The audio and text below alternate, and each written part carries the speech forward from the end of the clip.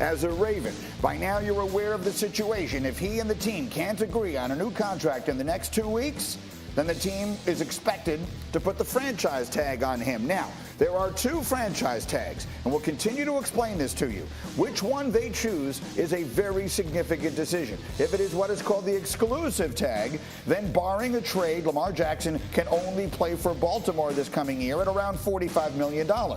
If, however, it is the non-exclusive tag, the value would be lower, around $32 million, but Lamar Jackson would have the ability to negotiate with other teams. Here was Adam Schefter yesterday on his podcast. I know some people think the exclusive tag is more likely. I don't know if the Ravens want to venture into that financial territory. If there's another team out there that is willing to create an offer sheet that Lamar Jackson is willing to sign, and if the Ravens want to match it, they can. If not, they take 2 once.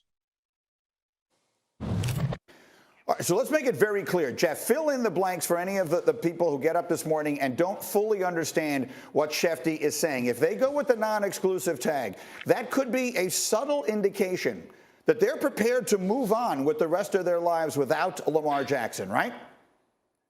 That is true. There's issues on both sides of this, but with the non-exclusive tag, it does open yourself up. It makes you a little bit vulnerable to another team potentially poaching Lamar Jackson.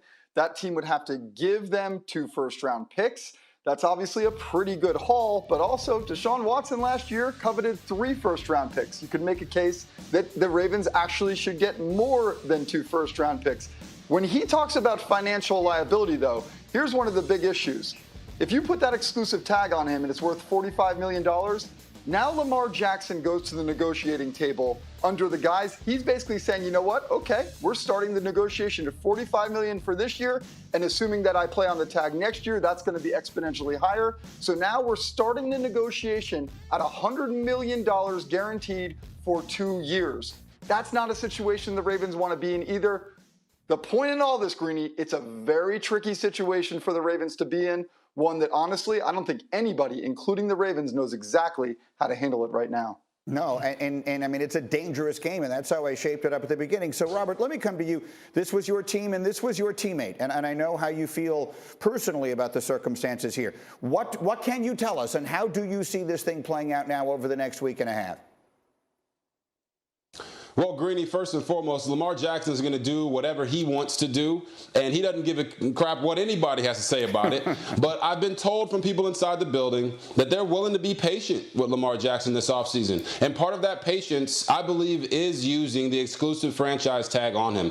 As Jeff said, Lamar is worth way more than 2 first-round picks. So by putting that exclusive tag on him, yes, it might have them come to the negotiating table with $100 million guaranteed on the line. But I don't think that's really a problem for the Ravens. I think more so the issue is what Deshaun Watson got in a fully guaranteed deal over the course of multiple years. I think that's really the snag right now between the Ravens and Lamar Jackson. But at the end of the day, I believe Lamar Jackson has to make a decision on where he wants to be. Does he want to be in Baltimore? Because now he's got a new offensive coordinator and Todd Monken coming in. He needs to be there in the offseason program to put in that offense and lead his guys. If he doesn't want to be in Baltimore because he doesn't believe that he's going to get what he deserves, which is a guaranteed contract or the money that he wants, then he should make the decision and say, hey, if you're going to tag me, I'm going to demand a trade, because he needs to be, he's going to have to learn a new offense, one way or the other, in Baltimore or somewhere else. And he needs that process to start immediately so that he can put his best foot forward on the football field.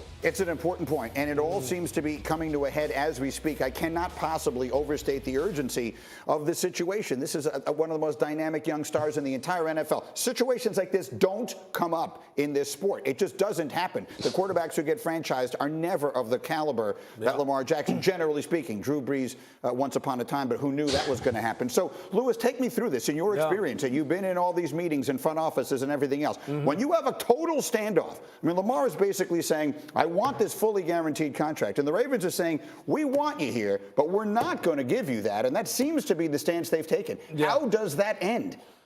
Typically it ends with you moving on from the player and trying to recoup as much as you can in terms of value for that player relative to what he brings to the National Football League. And that probably does garner way more than 2 number ones. I think the Deshaun Watson deal is really the starting point, especially considering the fact that you're dealing with two totally different assets here, two totally different human beings in terms of how you would value both their on the field and their off the field value. Okay, so Lamar Jackson, his price is much higher as far as I'm concerned, and if you're Baltimore, you have to know that right now. I think in this situation, I think both of these teams, quite honestly, I mean, we can sit here and really play this mental gymnastics game of trying to figure out how this is all going to end. I think we already know where both sides stand here. I think we know what Lamar is looking for and what he wants, and deservedly so. Right. I think we know that Baltimore is reluctant to do that. We know that Baltimore looks at the Deshaun Watson situation as an outlier, and they will not use that as a comparable. In the negotiating world, they use that phrase all the time, comparables. They're saying, throw Deshaun Watson out of here, and Lamar is saying, oh, hell no, I'm not. It's not my fault that they signed that deal, that they signed him to that deal. That's right. Do not 100%. punish me. Do not punish me for what they did. Maybe you guys should get together, all you 32 owners, and you guys should all talk to Jimmy Haslam. Don't come talking to me about it. Because I know what I think I am worth, and I think ultimately he's not going to blink. And I wouldn't blink if I were him, and I would not play that year-to-year franchise tag game. He's not Kirk Cousins. That's not a one-size-fit-all proposition. Well, because let me just get you on that. Guys, I'm coming back to you in a minute here. But because people will look at that and they'll say Kirk Cousins, who is, with all due respect to him, nowhere near the player that Lamar Jackson is, made himself the highest paid player in the entire National Football League by playing that game, playing on the franchise tag, doing it again, becoming a free agent and going to the highest bidder. Why doesn't that work for Lamar? Well, okay, it could. Lamar Jackson plays a game that is much different than Kirk Cousins. And that's not good or bad, that's just a fact. This is a risk proposition. And if I'm Lamar Jackson and I go, this is who I am and this is how I play, I put myself at risk far many more times than what Kirk Cousins does, because that's how I play. That's what I do. Right. That's why I'm better than Kirk Cousins. That's why I have much more value than him. I am not risking it for a year-to-year proposition that I am assuming something doesn't happen to me that I can't get my full value. I want my value now. Understood. But what you were saying from the inverse is one of the reasons that the team might have concern, right? I mean, the same injury proposition. But you know what? That doesn't mean that every other team wouldn't have that concern, right? Look, the Jets and all these other teams should be in it. Go ahead, Robert, pick it up from there. Go. Yeah, a couple things, Lewis. When you talk about Lamar Jackson and the Ravens, you got to understand that the Ravens are willing to be patient because they want to see what happens with Joe Burrow and Justin Herbert and what's going to happen with Jalen Hurts. Because if those guys don't get fully guaranteed deals, it actually helps them in their negotiations with Lamar Jackson.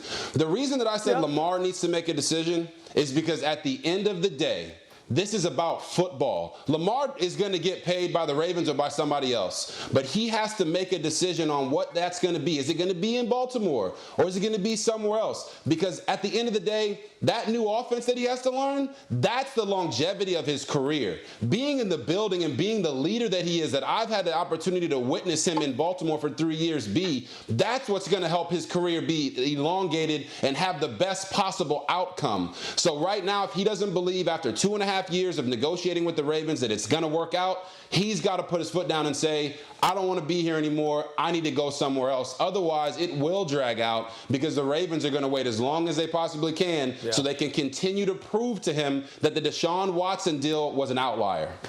Go ahead, Jeff. This is bigger than just Lamar Jackson. This is bigger than just the Baltimore Ravens. This is a huge moment for NFL negotiations. He is a man of great principle. The NFL is now looking at a situation where they have a guy in Lamar Jackson who has always done it his way, and he is putting his feet in the cement right now. And if he gets this fully guaranteed deal, to your point, it's not an outlier with Deshaun Watson anymore. It's a trend. And Joe Burrow will be waiting behind him, and Justin Herbert will be waiting behind him, and every young quarterback after that. This is a monstrous moment for the NFL. No, there's no question about it. And then as we continue this morning, we will dive into what teams should be waiting this thing out. Because if all of a sudden he's available for 2 first-round picks, I would think all these teams that are in the conversations would be jumping in. I have one more question, however, for Jeff Darlington. Is that a picture of Louis Riddick on the shelf behind you? That what picture? that is? Indeed, it is. Oh, I didn't realize that. Do you know, Lewis? You know what I put? You know what, Lewis? This is why I love what you, I man. do more than anything else on this is TV. why- Do you know what he hates more than anything else? Oh, no. He hates when I spin things. And so You know today what, I man? spin his face. you know, see that's on me for not seeing where this was going. That's so you, man. The man has the ability to spin anything that has Do you know centrifugal how sharp force. the edges are on that frame? Yeah. That's right. And Centrifugal yet he is force. Not the least bit worried. Okay, we're spinning photos of Louis Riddick today. We're off to a flying start. That's why I love you, man.